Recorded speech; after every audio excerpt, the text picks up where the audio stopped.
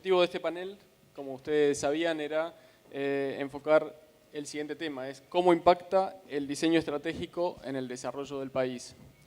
Y en el diálogo entre nosotros decidimos enfocarnos en un aspecto del desarrollo, que es el desarrollo local. Ahora bien, podemos estar de acuerdo quizás en qué significa diseño estratégico después de una jornada y media. En todo caso, no sé si estamos de acuerdo o podemos tener las mismas perspectivas sobre qué es desarrollo. Entonces, antes de poner en conexión las dos cosas, les propongo que tratemos de abordar ese primer punto, decir, bueno, ¿de qué hablamos cuando hablamos de desarrollo? Para ver después en qué medida el diseño puede aportar algo a eso que llamamos desarrollo y en el ámbito local. No sé si, Eduardo, que has trabajado en estas cosas con perspectivas diversas, querés dar el primer puntapié sobre este punto. ¿De qué hablamos cuando hablamos de desarrollo y cómo lo podemos ver desde lo local? Ahí tenés...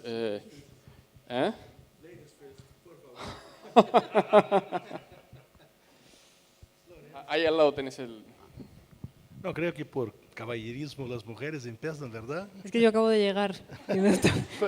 Perdón. No está enterada. Disculpas, sí, perdón.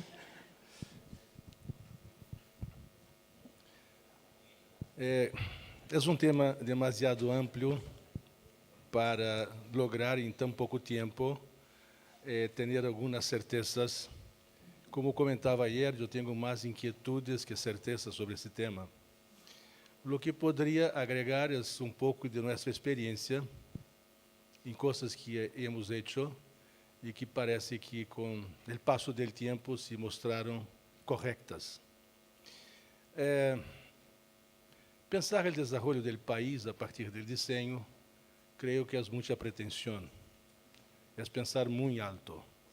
Eu prefiro pensar o desenvolvimento de território mais chico e tendo esse território como exemplo, como uma acupuntura, se podemos dizer assim, e que tocando este ponto, outros pontos vão ser tocados, outros grupos vão se involucrar em la proposta.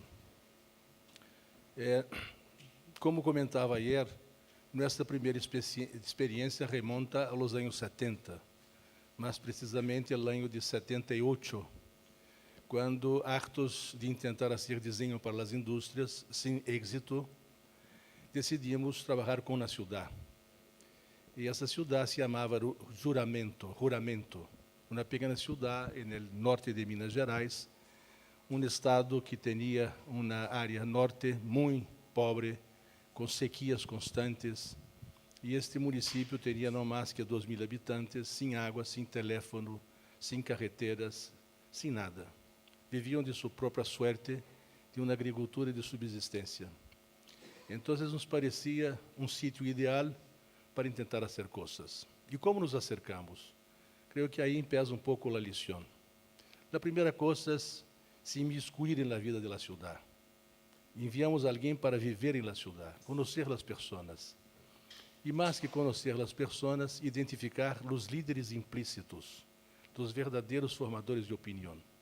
Que não é o cura, não é o alcaide, às vezes é uma simples pessoa que está aí, dueño de um bar, que é a pessoa que todos escutam. E sobre esta pessoa, essas poucas pessoas, começamos a ser, digamos, reuniões para prospectar suas necessidades e desejos, que é o segundo ponto. Primeiro, conhecer quem são os formadores de opinião, as lideranças implícitas, e depois conhecer suas necessidades e demandas. E a partir de aí, começar um trabalho de construção coletiva. Não é dar o pescado, é ensinar a pescar. Ou seja, dar-lhes as ferramentas que lhes permitam fazer suas coisas sem depender de ajuda externa. São exemplos muito sencillos, pero a partir desta experiência em Juramento, nos anos seguintes, trabalhando com comunidades artesanais, sempre utilizamos um pouco o mesmo processo de abordagem. E outra coisa que me parecia interessante é o modo de manejar as primeiras reuniões. Porque después de esta gente sufrida, nunca haber sido escuchada por nadie, cuando hay una reunión, pasa a ser como si fuese un muro de las lamentaciones, un lloro constante, pero por ahí no llega a ninguna parte. La cuestión es empezar por las cosas placenteras, las cosas que los emocionan, las cosas que les dan placer.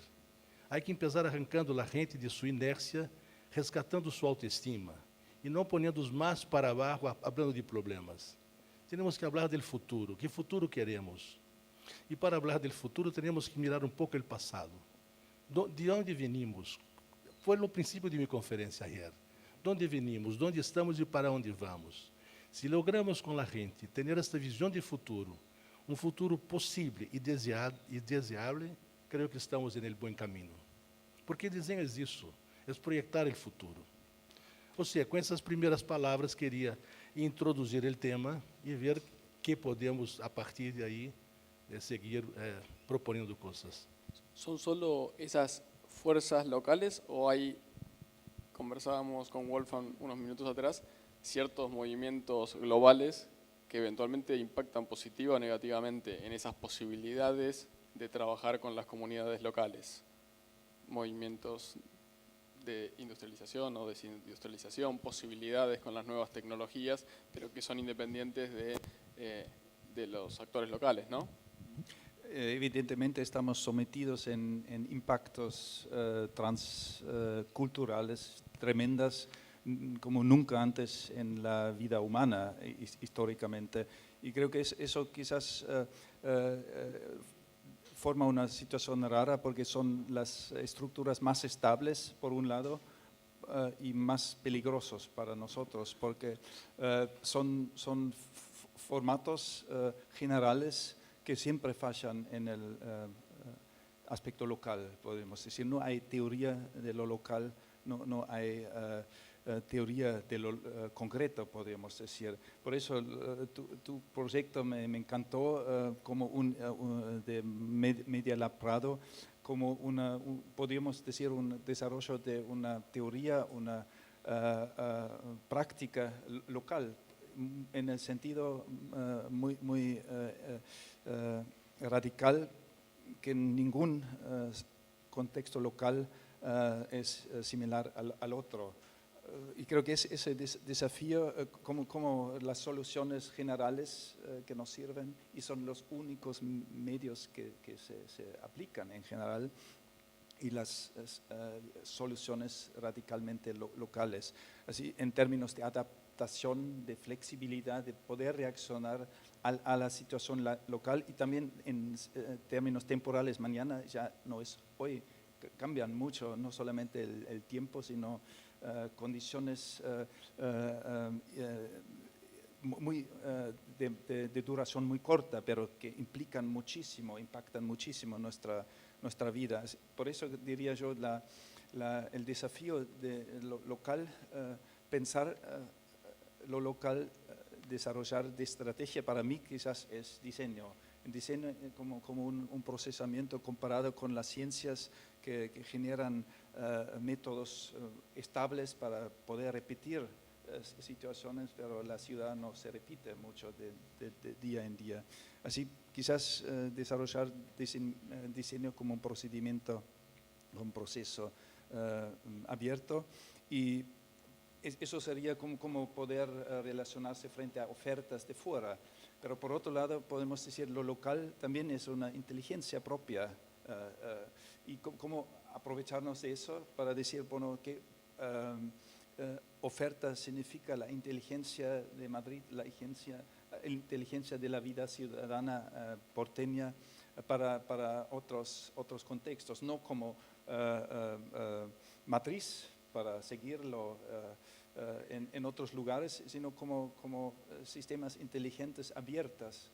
Y creo que desarrollar esas construcciones sumamente flexibles es un desafío importante. De punto de vista teórico, yo vengo de filosofía de humanidades.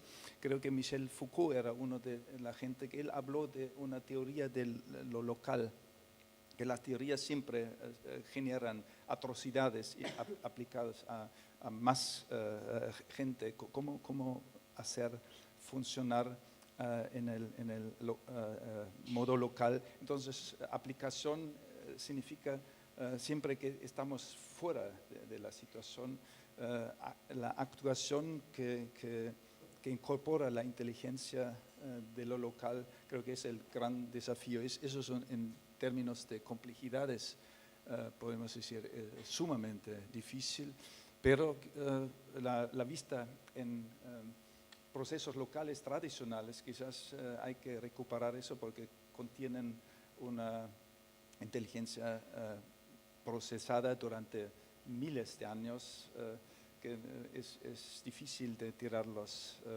fuera. Creo que es ese desafío de lo local que no hay soluciones, sino hay estrategias de flexibilidad para abarcarse de eso. Creo que esos son para tratar los temas o problemas que hablaste.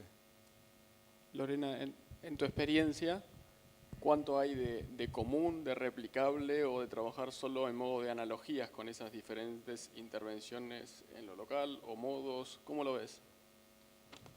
Bueno, yo escuchando las reflexiones ahora de los compañeros pensaba mucho en el concepto y la práctica de una interfaz, ¿no? Pensar la propia institución, incluso las propias prácticas ciudadanas como interfaz que permite conectar y traducir mundos, los cuales podemos recoger la particularidad de lo concreto, pero no renunciar a la posibilidad de comunicarlo, de transmitirlo y de encontrar qué hay en común con otras experiencias, ¿no? O sea, creo que esa labor de interfaces que conecten mundos y los hagan asimilables, pero sin renunciar a la particularidad, es bueno, el intento de lo que contaba antes de la mediación, de esa práctica concreta de la escucha, pero además una escucha que es capaz de acoger aquello que no quiere escuchar. Y que es capaz de integrarlo como algo que va a ser el siguiente paso en el proceso. Y en ese sentido creo que hay toda como una labor, yo pongo mucho el foco en lo institucional, podríamos, no solo en la institución pública, entiendo que el cambio organizacional en sentido amplio creo que es como el principal objetivo para acompañar todos estos procesos, pero hablando de la institución pública, creo que esa permeabilidad a lo local tiene que venir sobre todo de la mano de un proceso que no piense que estamos hablando de inclusión, ¿no? Porque a veces decimos inclusión, pero toda inclusión lleva un ejercicio previo de exclusión. Hemos hecho una categoría para decir qué es lo que vamos a incluir, qué es lo que es diferente, ¿no? Entonces creo que se trata más de esa posibilidad de estar con o estar al lado de otros, ¿no? En lugar de intentar asimilar a esos otros que están en lo local y que son diferentes por estar en lo local, ¿no? En lo particular. Entonces, cómo crear esas herramientas dentro de la institución que al final no acaben como exotizando, ¿no? Tampoco lo local, ¿no? Parece que ahora lo exotizamos y ahí está el valor ¿no? de lo tradicional, de lo local, que por supuesto que lo tiene, pero lo señalamos, ya lo marcamos como lo otro. Y creo que eso como punto de partida está ejerciendo una violencia estructural, institucional, ¿no? Sobre las comunidades. Aunque vos también mencionabas el rescate de lo tradicional como un modo de innovación, o sea, que una recreación. Sí, pero me refiero como no ir deliberadamente buscando eso, marcándolo como aquello que queremos descubrir, ¿no? Sino como procesos que emergen si partimos de un terreno en el que el conflicto tiene que ser el motor de emergen naturalmente de la dinámica de las personas. Eso es, sí. Silvina, ¿es posible este tipo de intervenciones, con tu experiencia también en la función pública en países como Argentina, Brasil, en nuestros países latinoamericanos, lograr que desde la función del Estado se promuevan iniciativas de este tipo y que emerjan? Sí, sí, por supuesto. Yo creo que ya el hecho de que el foro CITED y estemos hablando de estas temáticas en esta plataforma, digo, creo que es un puntapié como para mostrar que sí se puede, digo, compartir distintas experiencias, estar en acuerdo, en desacuerdo, digo, pero creo que debatir y consensuar para construir, creo que de eso se trata. En nuestro caso, y contando un poco a ver lo que vos contaste en tu presentación, cuando hiciste la diferencia de todos y cualquiera, me pareció excepcional. Digo, nosotros quizás estamos acostumbrados acá a tener que todo el tiempo decir que es para todos y todas, o para todas y todos, tratando, digo, tenemos un país tan distinto, tan grande, con tantas diferencias de todo tipo, que desde una política pública creo que a veces es un desafío y es una necesidad pensar que tiene que ser para todos. Y hay veces que no dejamos ver que podemos generar cambios si tenemos en cuenta en realidad los procesos. Creo que de eso se trata un poco el diseño estratégico. Como contaba Eduardo, poner el diseño estratégico como el desarrollo de un país, por supuesto que nos estamos yendo más allá de donde queremos llegar, ¿no? Y tampoco es la función del diseño, ¿no?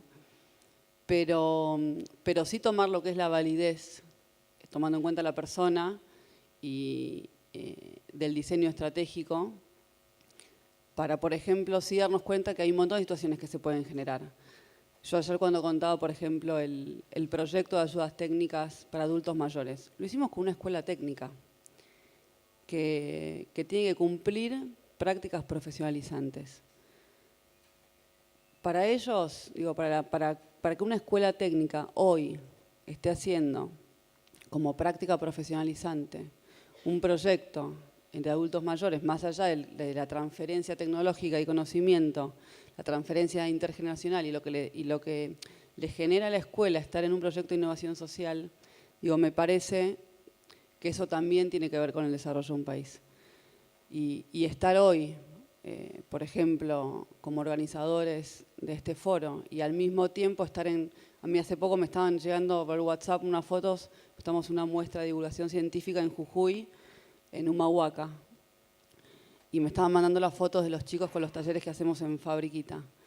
Entonces, claro, nos mirábamos con Heidi y yo decía, hasta en el panel anterior estábamos hablando de la educación en diseño que se viene del futuro, acá en Fábrica, y me están llegando fotos de Jujuy de lo que estamos haciendo en lo que es formación en diseño para los más chicos. Yo dije, ya está. O sea, objetivo cumplido de las políticas públicas para nosotros. Y es desarrollo de un país. Digo, para nosotros que estamos acá en Fábrica, también tiene que ver mucho con el tema de la formación, ¿no? Uno a veces espera que el desarrollo sea, sobre todo del Ministerio de Ciencia y Tecnología, el tema de los laboratorios, el tema de las grandes empresas. Y creo que hay organismos, hay programas, hay plataformas que se ocupan un poco de todo. O sea, hay que saber quién se está ocupando y cómo consensuar y cómo cada uno puede ir tejiendo una red para localmente ir a territorio y poder escuchar y poder saber qué es lo que realmente se necesita para ir colaborando de a poco. Digo, y que sea válido, ¿no? Porque hiciste un testeo, hiciste una muestra o hiciste una actividad con 10 personas y funcionó, no es válido. Digo, si esas personas, la solución es viable, bueno, funcionó. Entonces hay que ver después de qué manera replicarla. Que vos usaste otra palabra, no dijiste replicar. ¿Dijiste? Sí. Dije, o sea, me refería a que no era tanto la réplica, sino la reapropiación y adaptación de esos formatos. Sí. Exacto.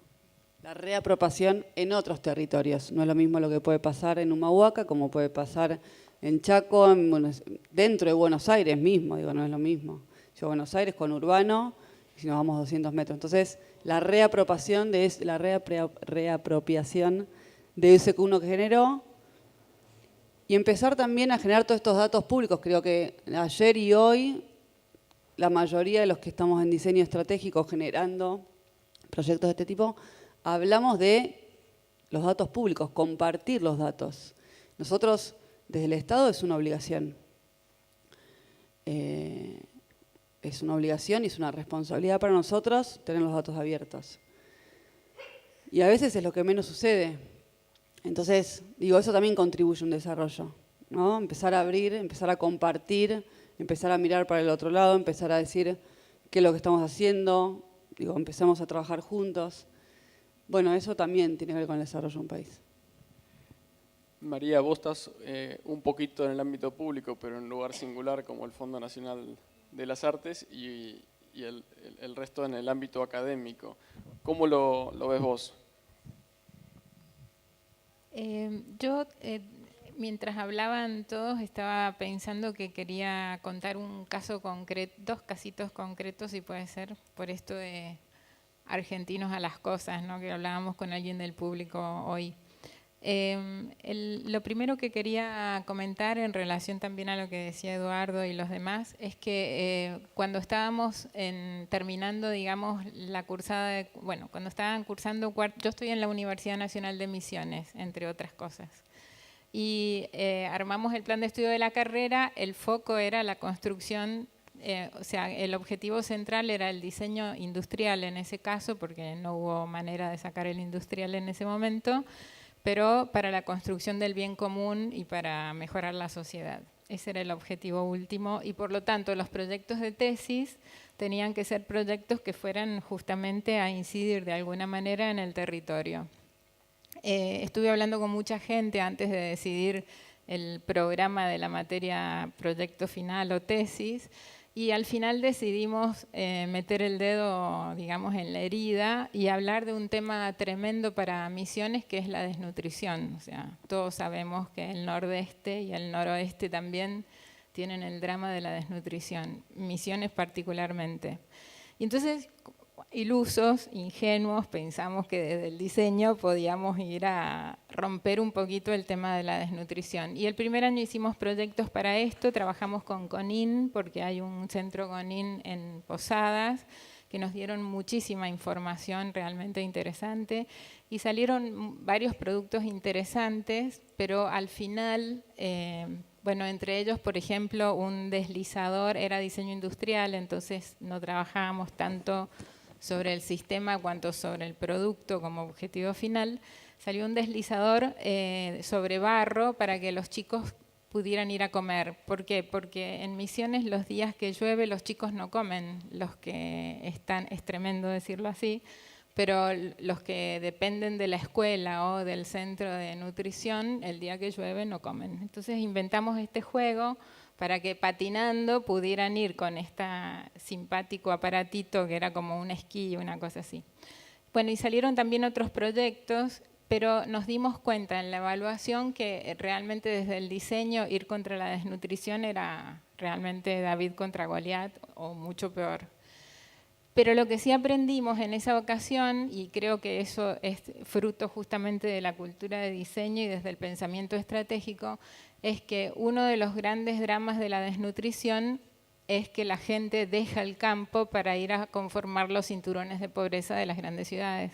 Entonces decidimos que desde ese día en adelante íbamos a hacer proyectos que tuvieran que ver con la agricultura familiar, es decir, favorecer proyectos que mejoraran la vida de los agricultores, que eran el 90% de los pobres de Misiones, para que se quedaran en su territorio. Y esto ha funcionado, hemos hecho más de 50 proyectos y ahora hay también más cátedras que están trabajando en esto dentro de la misma carrera, con lo cual creo que indirectamente estamos de alguna manera favoreciendo el desarrollo. Pero eso, como pasa con muchos de los proyectos universitarios, quedó en eso, en proyecto universitario. Muy pocos son los que probablemente uno está por producirse y los demás están en cola de impresión y no terminan de imprimirse, por hablar en el lenguaje cotidiano. En cambio, yo tuve la suerte de estar como uno de los fundadores del Centro Metropolitano de Diseño hace muchos años ya, y en esa época generamos un mecanismo, que no sé si alguien se acuerda, que se llamaron operaciones por cadena de valor. Estas operaciones por cadena de valor lo que hacían era hilvanar como desde el diseño estratégico distintos eslabones, tratando de conducirlos a generar mejoras para la población de referencia. Hicimos una primera que funcionó muy bien y en la segunda dijimos vamos a ir a meter el dedo en la llaga otra vez, que es lo que más me gusta. Y entonces, sí, porque nos pasamos hablando de lo lindo, pero hay que hablar de lo que no funciona para poder aportar soluciones. Y entonces dijimos, bueno, ¿cuál es la población forestal más sufrida en el territorio argentino? Y vimos que la población forestal más sufrida, increíblemente, es la población del delta, que son los cultivadores de sauce. En ese momento, ahora cambió. Y entonces decidimos generar esta operación que se llamó Salix, justamente porque es el nombre del sauce en latín. Y las operaciones nos llevaban un año de trabajo desde lo público, es decir, desde el gobierno de la ciudad en ese momento. Cuando cuando nos ponemos a trabajar, antes de decidir, al momento de la evaluación, evaluamos todos los eslabones de la cadena, a quienes teníamos que mover, contactar, traccionar, etcétera, etcétera, y nos dimos cuenta que ¿hay alguien de papel prensa acá? ¿No?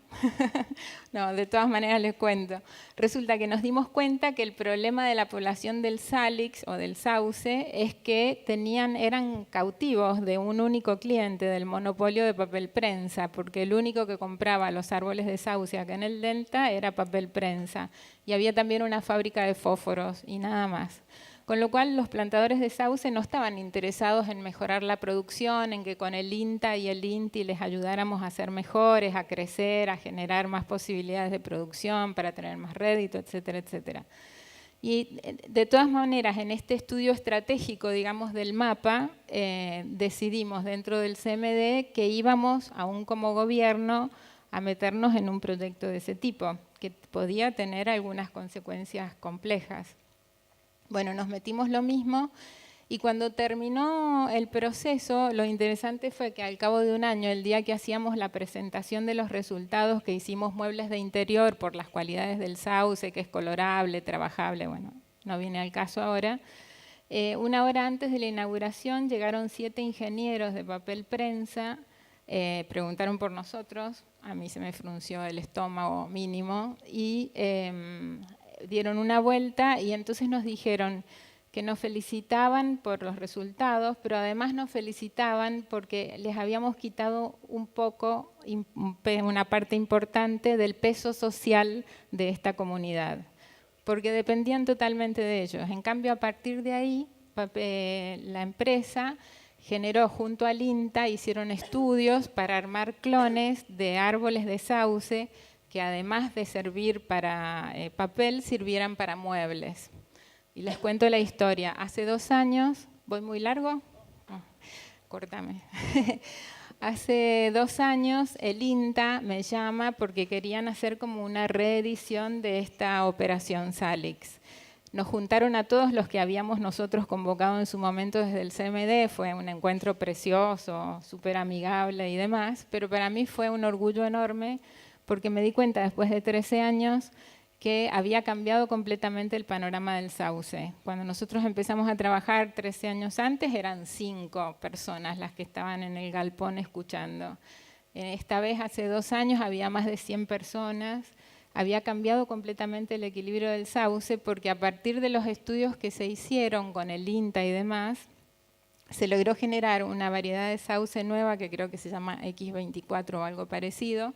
Y esta nueva variedad de sauce crece mucho más recto, esto desde la tecnología generada por el INTA, saca ramitas muy finitas para no generar mucho nudo grueso que no sirva para muebles, y a las vacas les encanta estas ramas del sauce. Entonces han empezado a hacer los bosques de sauce no cada 3 metros, sino que ahora ya van en la prueba número 3, porque han hecho cada 3, cada 4 y cada 5 bosques en la isla del Delta probando, y ahora estaban haciendo la de 6x6, y están generando silvopastoril, es decir, vacas que crecen abajo de los bosques de sauce, que comen las ramitas chiquitas hasta la altura de la cabeza de la vaca, podan el tronco. A las vacas les hace bien porque les quita el dolor de panza, esto yo no lo sabía, nadie de nosotros lo sabíamos, y ha vuelto toda la fauna del Delta a los bosques del Delta. ¿Esto por qué lo cuento? Porque sin duda que esto indirectamente, aun cuando era nuestro sueño, nunca nos imaginamos que íbamos a poder, o sea, nunca controlamos todas las variables para poder llegar a ese resultado, pero evidentemente desde el diseño tenemos la gran suerte que en nuestra transversalidad logramos operar variables que después confluyen hacia el bien común. Me pregunto si no hay una...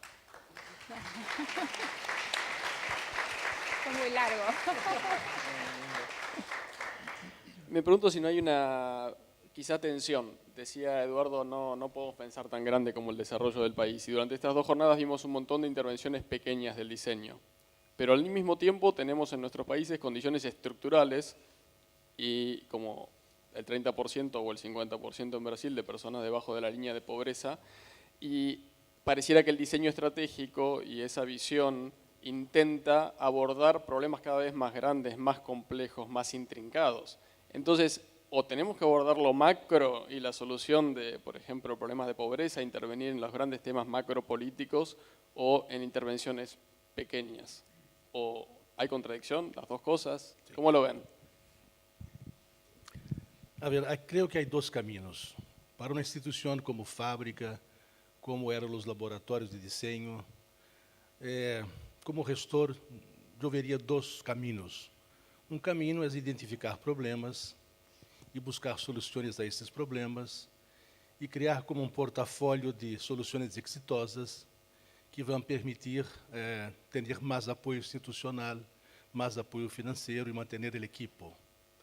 Pero me pergunto hasta que ponto essas intervenções pontuais vão cambiar verdadeiramente as coisas.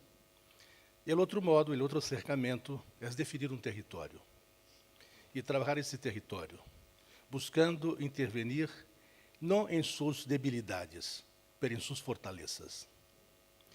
Tomemos como exemplo uma empresa.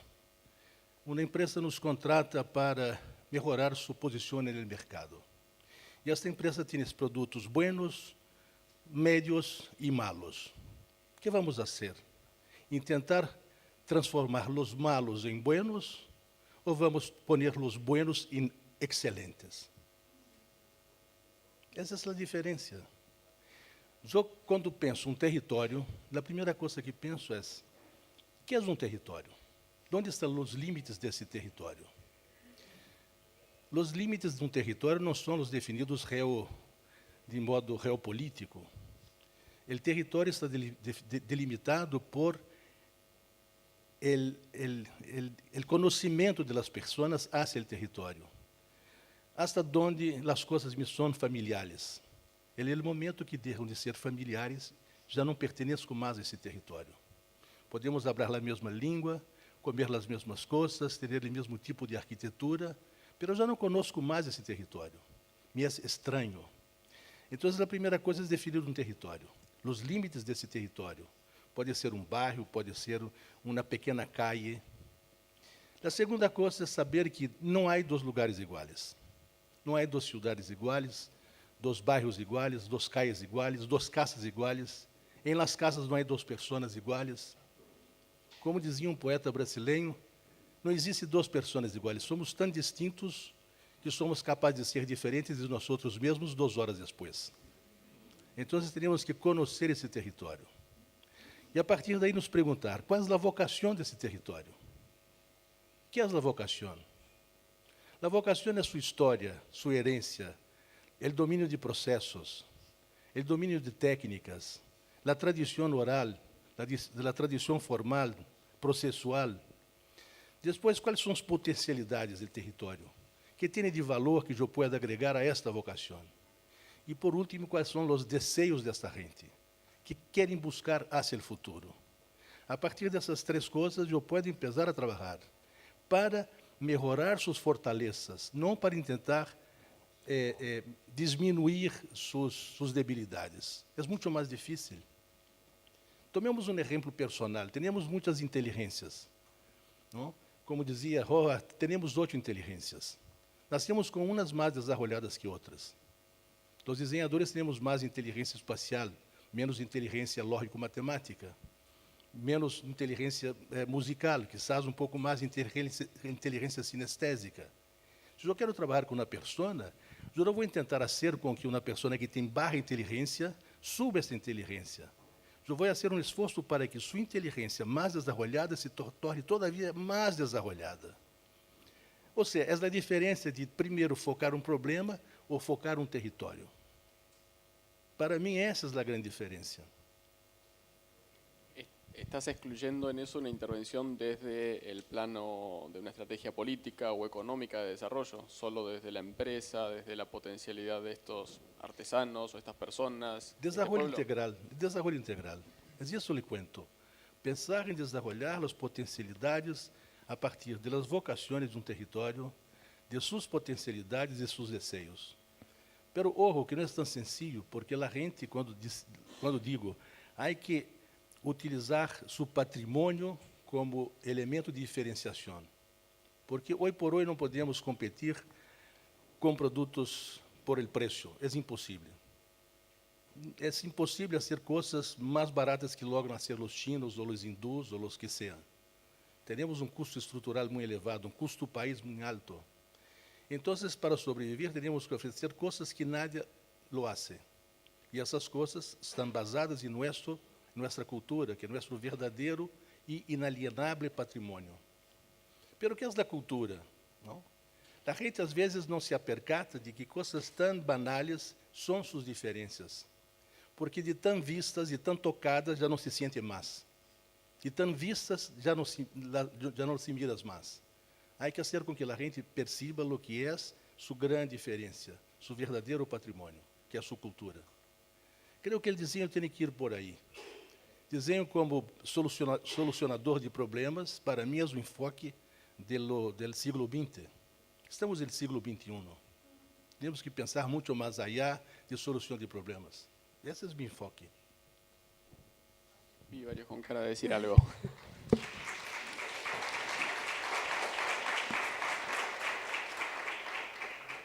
No, yo lo único que quería agregar, mientras asentía,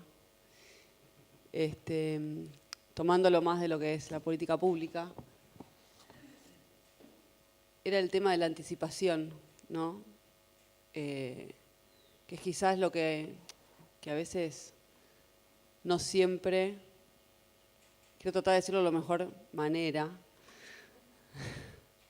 pero a veces, digo, ligándolo con el diseño, ¿no? Con la metodología y con las herramientas que ofrece el diseño, es el tema de la anticipación y poder proyectar, ¿no?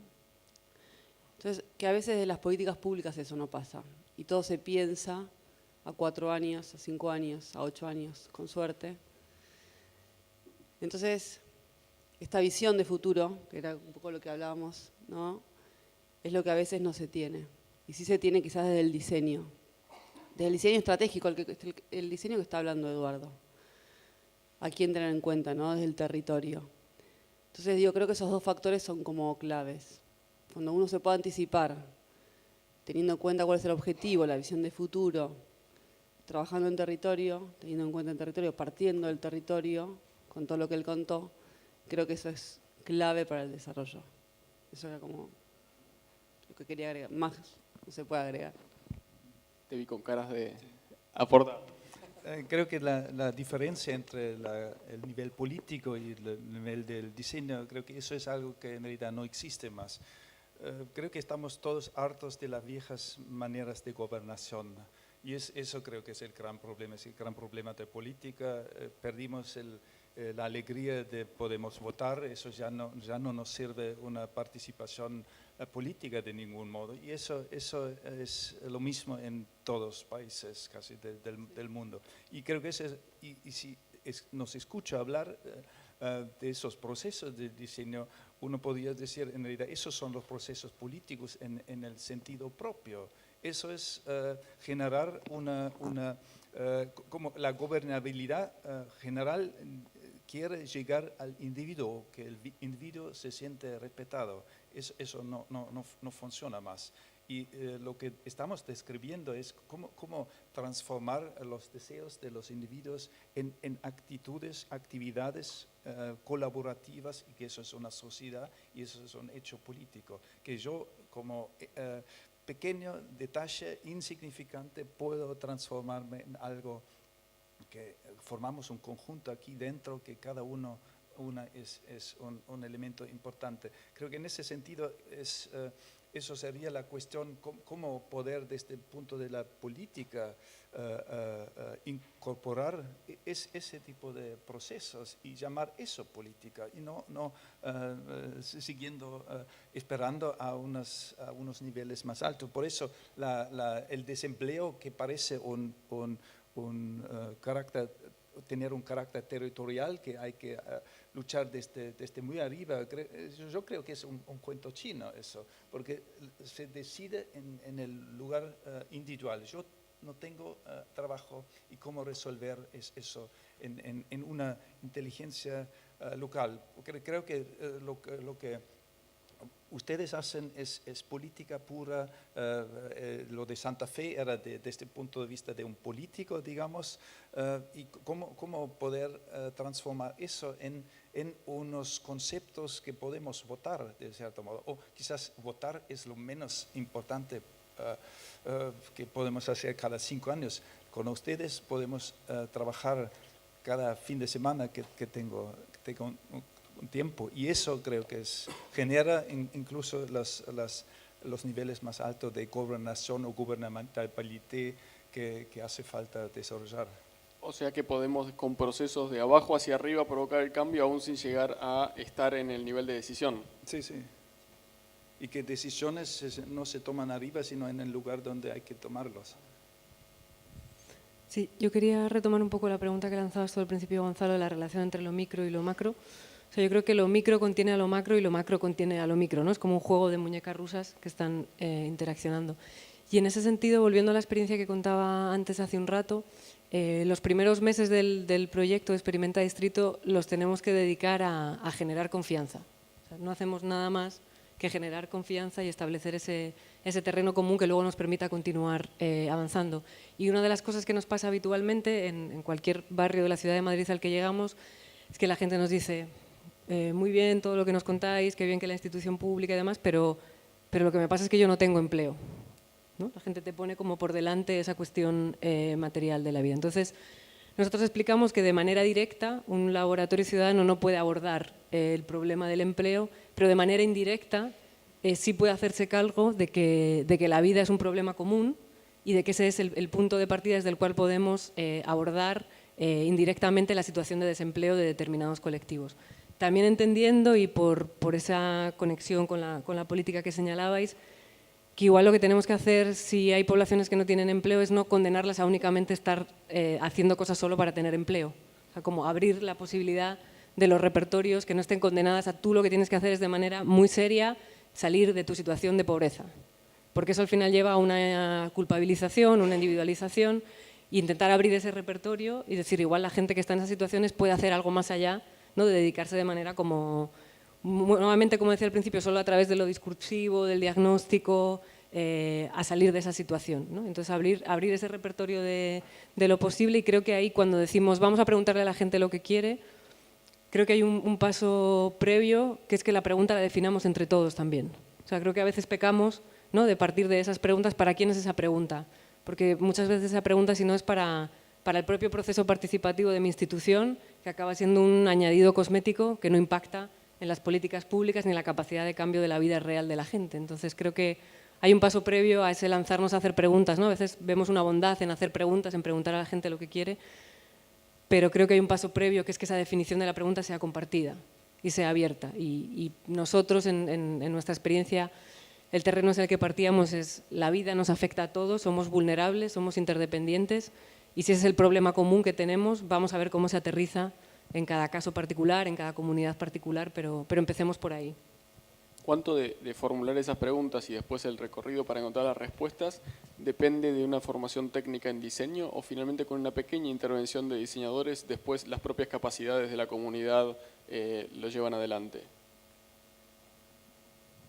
En nuestro caso sí que, como os decía antes, ha habido diseñadores como tales con ese perfil profesional que han participado en el proceso, pero el inicio, la puesta en marcha de toda la estructura de trabajo era una forma de diseño que entiendo que tiene que ver con perder el miedo a la complejidad, con mirar juntos de manera colectiva esa complejidad y abordarla. Entonces, en ese sentido entiendo que igual no teníamos herramientas específicas que tenéis los diseñadores, pero sí había un pensamiento que abordaba la complejidad que tenía por delante y que intentaba como indagar en qué líneas posibles había de acción. Y luego sí que es cierto que en todos los procesos que hemos tenido en los diferentes barrios ha habido diseñadores que se han sumado como colaboradores, pero muchos de ellos decían, yo no vengo como diseñador, o no vengo como arquitecto, no vengo como ingeniero, vengo como vecino que se siente afectado por esta problemática y quiero aportar. Pero sí había habido diseñadores en el planteo general de la idea, sí, de la institución, de la intervención. Estas formas y estas cuestiones tan cerca de las personas nos llevan, me parece, a un cambio muchísimo más profundo de los que hablábamos más temprano en la formación de los diseñadores, ¿no, María? Es decir, es una cosa radicalmente distinta. Sí, bueno, creo que esta mañana quedó súper claro que la formación de los diseñadores hoy no puede ser más creo que no puede ser más especialística y tampoco puede ser tecnicista, con el riesgo tremendo que tenemos de enamorarnos de la tecnología y de creer que por ahí va a venir la salvación del hombre. Me parece que, por lo menos las reflexiones que estamos haciendo en un grupo coordinador de una carrera que abre el año que viene, es que lo que queremos es tender hacia la formación de diseñadores consistentes, libres y creativos, poniendo el foco en la persona del futuro diseñador y también de las personas que van a ser destinatarias de lo que generemos. Y por el otro lado, con un fuerte enraizamiento en el territorio, porque también existe la posibilidad y han habido carreras de diseño que nunca se mezclaron con el territorio. O sea, tenemos muchos casos acá en Argentina de carreras que importaron modelos y que los copiaron o simplemente los adaptaron, pero sin mirar lo que pasaba alrededor, ¿no? Eso también es verdad que es siglo XX, o sea, ya fue, hoy no existe más. Quería sí aportar una cosa. Yo estuve la semana pasada en el Consejo Consultivo Internacional de la Universidad de Monterrey, que hace 7 años que voy, y una persona nueva de España me preguntó que cómo imaginábamos los futuros 20 años del diseño, o sea, en qué temas nos íbamos a concentrar. Y la verdad que después de todo lo que hemos escuchado acá y de lo que sabemos y de lo que intuimos, es como muy difícil imaginar, aunque está muy bien usar la ficción definitivamente para imaginar potencialidades, pero yo personalmente creo que respecto de la formación, además de formar solo en diseño, en una formación generalista, creo que también hay que formar justamente personas que sean ellas capaces cuando se reciban o en el camino de dar respuestas a los requerimientos del territorio en cuestión. Me parece que ese es el foco central. Vivimos en un mundo que cada vez más es urbano, con lo cual ese territorio se aleja aunque sigan persistiendo obviamente comunidades rurales y demás. Yo cuando veía las sonrisas y el video, que era bastante emocionante, me acordaba, ya que ella mencionó a Ortega, que había dicho una vez, a mí me marcó mucho, que dice: los paisajes crearon la mitad mejor de mi alma. Si no hubiera vivido tanto tiempo en la osquedad de las ciudades, sería el día de hoy más bueno y más profundo. Pero esa gente que recreaba en el barrio la relación de las personas y demás, parecía estar viviendo un momento de felicidad. Y ahí vemos el desarrollo, más allá de lo económico, del desempleo, en el foco claro de lo que le está pasando a las personas. Me pareció súper impactante eso. Hay posibilidades de intervenir desde ese lugar aún sin poder cambiar condiciones económicas, por ejemplo. Bueno, yo creo que, o al menos tal y como estaba planteado el proyecto, como os decía, estaba en ese marco de activar comunidades entre sí, de conectarlas con comunidades ya existentes y de permitir también que el propio proceso nos fuera diciendo cuáles eran los siguientes pasos. Entonces, a nivel estructural no hay una capacidad de incidir de manera directa, pero sí había la capacidad de recuperar en el barrio la posibilidad de que esas personas encontraran espacios de encuentro, y muchas de ellas señalaban, no es casual que muchas de ellas fueran mujeres mayores que estaban solas en la ciudad. O sea, en todos los barrios en los que hemos estado trabajando ha sucedido que había mujeres mayores solas que encontraban en este programa la posibilidad de volver a literalmente salir de su casa y de vincularse y tener relaciones sociales significativas con algo de sentido en su entorno. Y creo que eso nos habla de qué tipo de ciudades estamos diseñando y estamos teniendo cuando es necesario que haya un programa pequeño como este que permita que una mujer sola, después de meses sin salir de su casa, pueda hacerlo. Entonces, creo que es como el primer punto de partida, esa creación de comunidades, por muy frágiles que sean inicialmente, que permitan, ¿no?, como redescubrir la posibilidad de que en lo más cercano, en lo más próximo, ¿no?, o sea, muchas veces a quien menos conocemos es a nuestros vecinos, ¿no?, a las personas que viven en la puerta de al lado. Y es un poco recuperar eso sin romantizarlo, sin idealizarlo, entendiendo que ahí también hay conflicto y hay mucha distancia, pero intentar recuperar esos espacios. Yo creo que en última instancia se trataría que, igual que tenemos en nuestros barrios un centro de salud, un colegio, una biblioteca, ¿por qué no tener espacios? Se pueden llamar laboratorios ciudadanos, se pueden llamar de otra manera, ¿por qué no tener espacios a los que podamos ir para encontrarnos con otros y para desarrollar nuestros propios proyectos e ideas, de manera también como recurso público al que poder acudir, como otro más de la ciudad, ¿no? ¿Hay, Wolfgang, futuro para la felicidad de las personas, pensando en el desarrollo en eso centrado en las personas, en las ciudades? Las ciudades son, por un lado, quizás los lugares más peligrosos para vivir, como sabemos.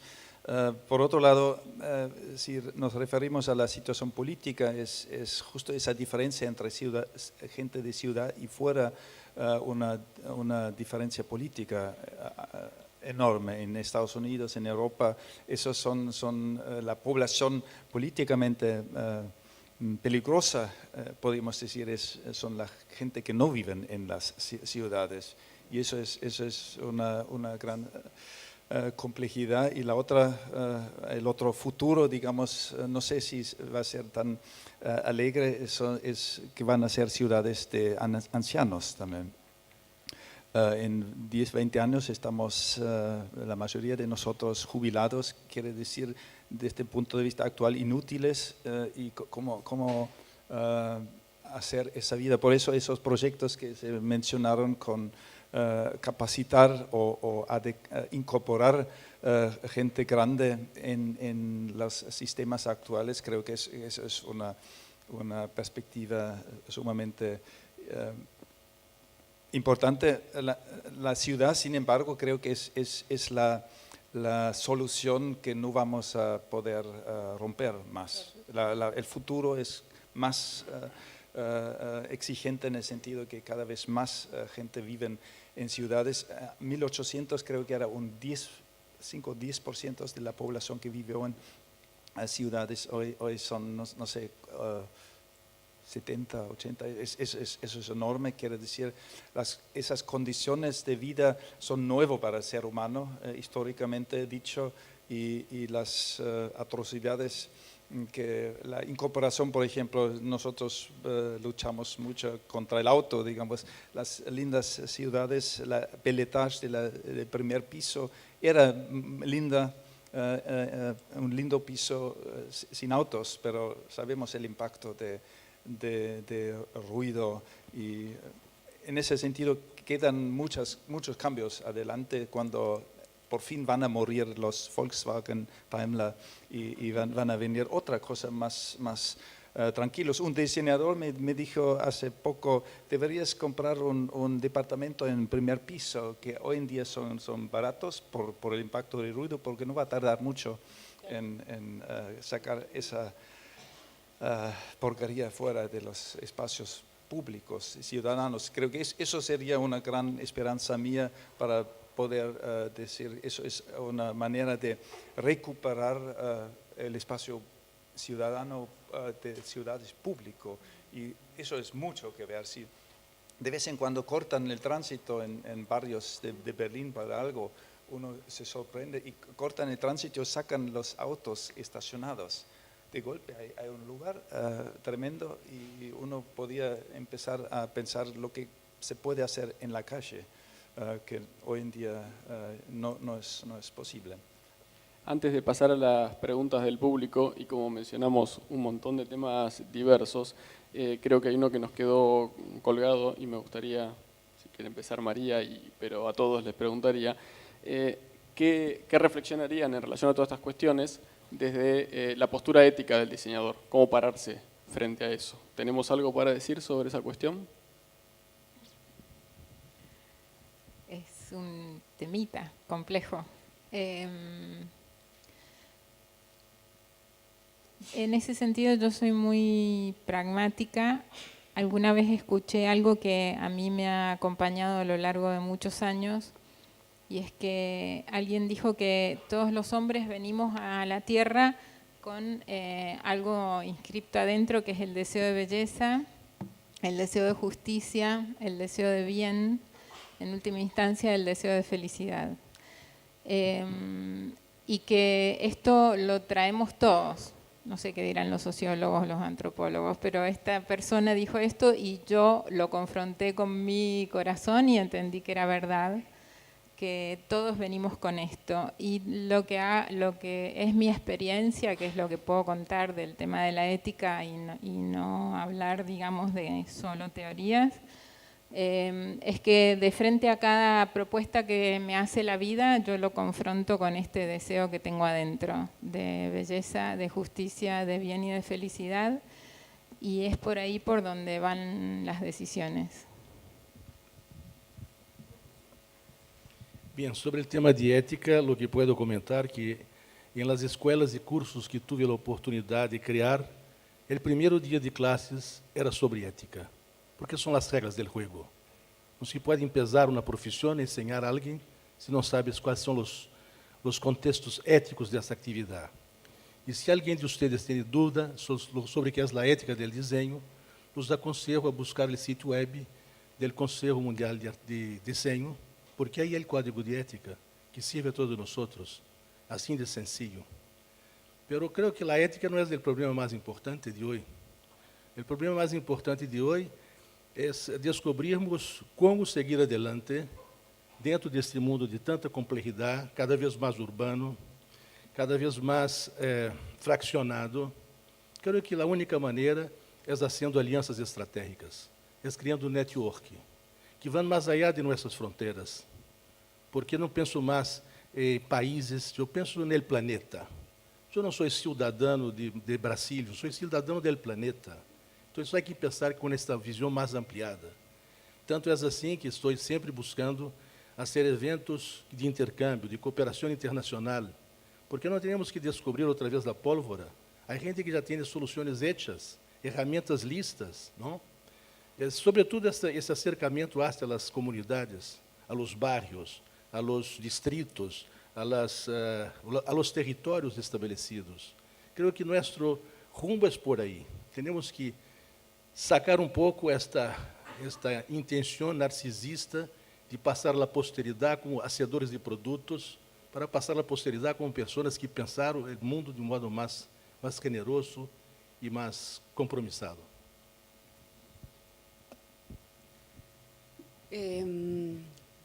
Yo creo que quizás vos dijiste la ética del diseñador, yo no soy diseñadora. Yo creo que por ahí iría como un poco más atrás, ¿no? Digo, o sea, tiene que ver con la ética de la persona.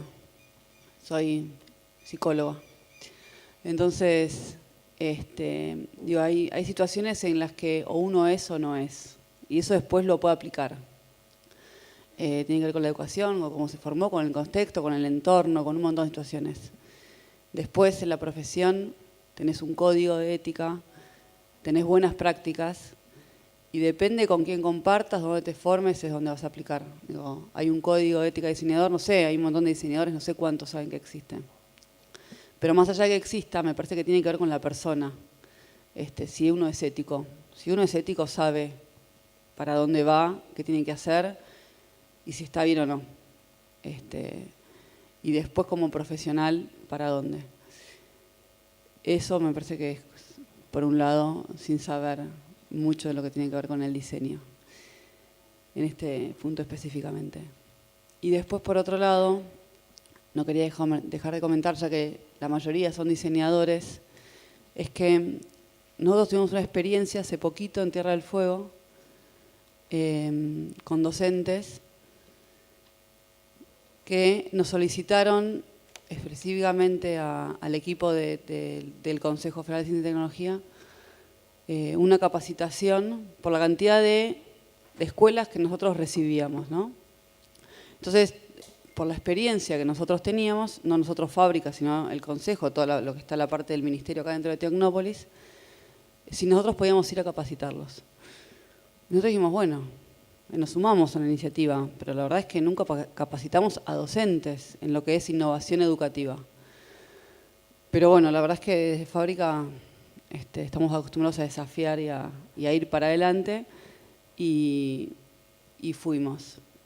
El resultado, para hacerlo breve, fueron 2 días de jornada intensiva, capacitamos a todos los docentes de Tierra del Fuego, es un territorio chiquito, bueno, acá está Daniel, ministro de Ciencia y Tecnología de la provincia que nos acompaña. Y en esos 2 días, hubo un día que se dedicó exclusivamente a divulgación científica, que lo dieron nuestros compañeros de paleontología, todos los dinosaurios que están acá a la vuelta, y el segundo día lo dimos nosotros. Con el equipo decidimos darle a los docentes lo que es la metodología de diseño, ¿no? Entonces, cómo a través de esta metodología ellos podían aplicar, con lo que ellos ya tienen, la formación docente, podrían generar nuevas herramientas, nuevos juegos para enseñar desde otra manera, poniendo al alumno como agente de conocimiento desde otro lado. Y nosotros también con el miedo de decir cómo vamos a ir a capacitar a un docente, o sea, con toda esa premisa de decir qué es lo que va a pasar.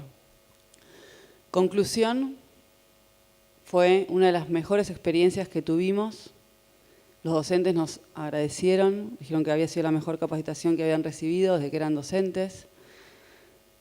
Nosotros, en esos 2 días, en un día, en 1 hora, los proyectos hicieron 6 proyectos de diseño con material reciclado que habíamos llevado acá, para hacer opciones lúdicas, educativas en las escuelas, para implementar directamente. O sea, fueron diseñadores. O sea, en base a lo que vos decías de cuántos diseñadores tienen que haber. Todos los docentes fueron diseñadores. Hicieron proyectos y juegos de tipo lúdicos, de sumas, restas, multiplicación, división, lectoescritura, todo mezclado, con reglas, con nombres. En 40 minutos lo hicieron. O sea, nosotros, el equipo de estudiantes de diseño, no pueden creer la cantidad de juegos que habían hecho. Entonces, digo, ahí también está el rol del diseñador, ¿no? Dentro de lo que es el desarrollo. Hay una demanda educativa por parte de los docentes y por parte de estudiantes, que creo que las conocemos todos, los que somos padres, los que están en la universidad, los que están en la escuela. Hay una demanda de los docentes y de los alumnos. Y tenés a los diseñadores, que no solamente pueden generar un producto o un servicio, también pueden brindar este tipo de capacitaciones. Quizás es el Estado, así como fue Tierra del Fuego, es también empezar a generar estos puentes para que también sea quizás el Estado el responsable o el puente para empezar a generar y ver que se pueden generar estas redes para que aparezcan, porque también, digo, cuando suceden esas cosas, los resultados son excelentes. No quería dejar de compartirlo. Wolfram, Lorena, ¿quiere agregar algo? Bueno, se suele decir que en toda, ¿no?, estética hay detrás una ética, ¿no? En toda forma de representar el mundo, de leerlo, de darle forma y implícitamente una valoración de ese mundo. Pero a mí, que tampoco soy diseñadora, me resulta más útil pensar en una ética del cuidado, ¿no? Entendiendo cómo hacer sostenibles los procesos y sobre todo sabiendo que lo que podemos hacer como mucho es minimizar las violencias, las asimetrías y las exclusiones, que no hay una fuera, no hay un mundo en el que no vaya a haber violencia, exclusión y demás. Y en ese sentido también para mí hay un peligro ahí, que es cuando pensamos tanto en cuidar y sostener los procesos, a veces nos descuidamos a nosotras mismas y acabamos, ¿no?, reproduciendo esta lógica del héroe, la heroína, que se esfuerza, que se deja la vida casi literalmente, que está a las 11 de la noche mandando emails o respondiendo al teléfono, y creo que ahí hay algo que debemos revisar, porque si no es un coste demasiado alto. Respecto a la ética, nosotros en nuestros proyectos siempre decimos el problema de la ética muestra que llegamos tarde, que hicimos algo mal y estamos haciendo algo mal y la ética nos sirve para frenarlo. Así que en ese sentido podemos decir llegamos muy tarde. ¿Qué podría reemplazar eso? Es un procedimiento más cuidadoso. Implicar, no tener, hay 2 éticas del actuar, que es muy concreto, de la ética de la conciencia. Mi conciencia puede ser limpia, pero los resultados de mis actividades desastrosos. ¿A qué sirve eso? Por eso la única ética de cierto modo, que sirve es la de actuación. ¿Y qué quiere decir eso? Que empieza antes de que se realiza algo, y el diseño, como lo describimos, como la incorporación de mayor conocimientos posibles, que anticipa lo más posible y no desarrolla una idea del futuro, sino un proceso que puede incorporar en cada paso lo que no podemos anticipar. Si nos comportamos así, yo diría no necesitamos más ética que nos dice que no hicimos lo que deberíamos haber hecho y no lo hicimos, sino estamos por lo menos en el modo de poder reaccionar siempre inmediatamente a lo que ocurre. Eso es inteligencia hoy en día, es un desafío importante, pero eso es como nosotros deberíamos capacitar la gente en todas las disciplinas y los ciudadanos de tal modo. En ese sentido, mi futuro más alegre sería que no necesitamos más ética, porque todo lo que va más allá de eso, de verdad sufrimos como un terremoto que no podemos evitar de ningún modo. Pero dicho así, abordar con diseño centrado en la persona ya es un a priori con un posicionamiento ético frente a todas estas cuestiones. No hablando de un juicio posterior. Sí, pero para lo ético uno tiene la sensación tenemos que ser buenos o no malos o lo que sea. Tenemos que incorporar cuanto más posible. Eso es muy complicado, quizás produce peleas que queremos evitar, pero eso creo que son procesos importantes para llegar a lo más sensato posible. Y en ese sentido, para mí, porque calcular con lo bueno de cada uno es una postura muy débil, porque no somos siempre buenos, sabemos. Y para no transformar eso en un problema, sino quizás en una actividad de muchas fuerzas comprimidas, relaja eso. Y no tenemos que tener miedo de pecados o de cosas porque se borran antes de que se cometen a gran estilo. Recorrimos una cantidad de temas, así que los animo al que quiera a preguntar sobre cualquiera de estos aspectos u otro acá en el cierre. Sí, perdón. Voy a pasar un chivo, ¿me perdonas? Bueno, soy directora desde este año del Fondo Nacional de las Artes por la disciplina diseño, y lo que les quiero contar, les voy a pedir que levanten la mano como hicieron antes, ¿quiénes necesitan dinero para hacer proyectos? Es una trampita. Bueno, el Fondo Nacional de las Artes es eso, es como un pequeño banco, es dinero. O sea, para mí... No vas a poder salir de acá. No, pero por eso lo digo en público, así todos ya miran internet. Busquen FN Artes y listo. Pero les hago un brevísimo resumen, ¿puedo? El Fondo Nacional de las Artes, desde hace ahora 2 años, incorporó la disciplina diseño y también arquitectura y patrimonio, que antes no estaba. Antes el fondo era una cosa mucho más aristocrática, exclusiva, para algunos poquitos. Cuando entró esta gestión del fondo, que la presidenta es Carolina Vicart, que no es diseñadora, habían 4.500 inscriptos y hoy hay 70.000 en 2 años. Esto quiere decir... Para mí es muy significativo porque se ha extendido mucho la posibilidad de acceder a fondos, no a estar suscripto al fondo, sino a acceder a dinero. El fondo tiene 4 vías para dar dinero, que son becas, formación y creación, créditos a la tasa más baja del mercado, 13% a devolver en 50 meses, es casi un subsidio porque hoy con la inflación que tenemos es casi nada. Hay también subsidios para asociaciones que son jurídicas, o sea, grupos de personas con personería jurídica y nada más. Créditos, subsidios, becas y concursos. Así que está disponible, si necesitan cualquier cosa, en internet encuentran todo. Muy bien, ya saben.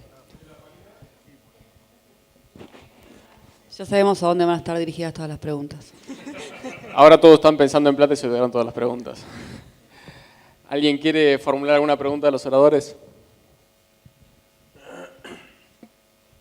Yo la verdad que más que una pregunta quería hacer un agradecimiento a los organizadores por habernos dado la posibilidad de participar estos 2 días en esta jornada. Yo la verdad me voy transformado y con muchas ideas, así que muchas gracias. Muy bien.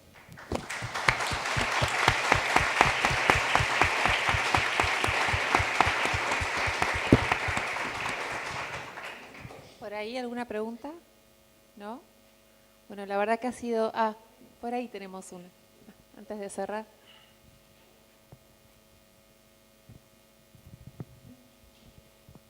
Una pregunta para María.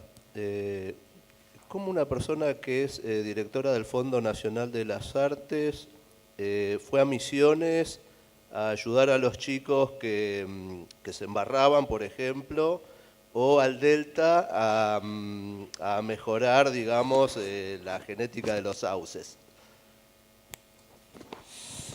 Bien, María. Bueno, es que no tengo más 20 años, así que he hecho muchas cosas antes de llegar al fondo. Solo eso. Sí, sí.